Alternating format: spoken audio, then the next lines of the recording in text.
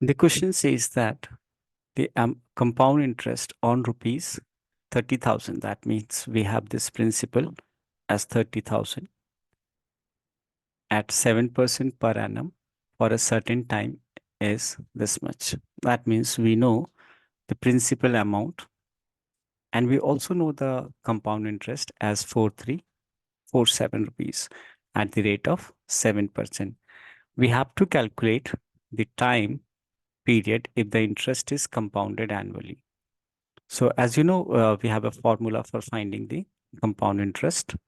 Well, first we need to find out, use this formula. As you know that in case of annually, it's A is equal to P bracket 1 plus R over 100 raised to the power N. And we can say that the amount is principal plus compound interest. So these are the two relations we'll be using. So let's first write down the information symbolically. The first part, we know the principal here, that is, this is rupees 30,000 is the principal. Next, we also know the compound interest, that is, which is C dot I is equal to, that is rupees 4347.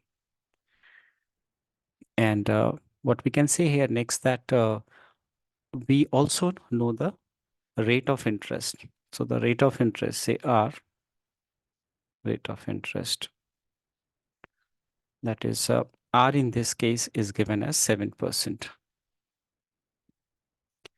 That is per annum.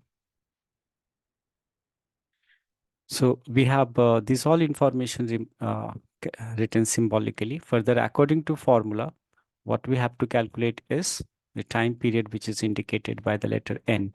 So this is what we have to do. Now, first thing that we will do here is to use this relation of amount A is equal to P plus C dot I, compound interest. So amount is what I'm going to calculate, and the principal, as for the question, it is 30,000 plus the compound interest, which is 4347. So if we add, we'll get this as 34347. This is 34347 rupees. So once we get this amount, now we will be applying this formula in order to get this time which we have to calculate here. So let's see. Now I'm using this formula, that is A is equal to, that is amount is what we have to get.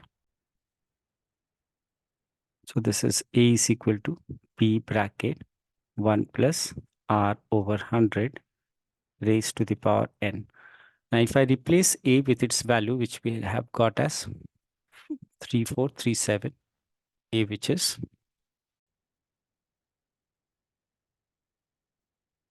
now I'm replacing this A with 34347, the principal which is 30,000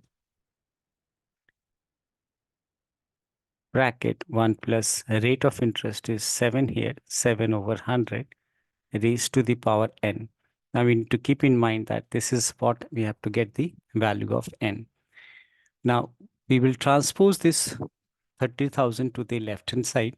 So you'll get 34347, that divided by 30,000.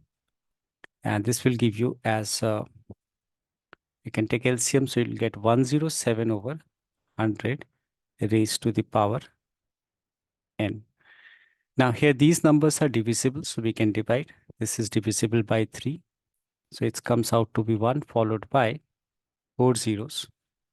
And if we, same way, we'll be dividing this 34347, right?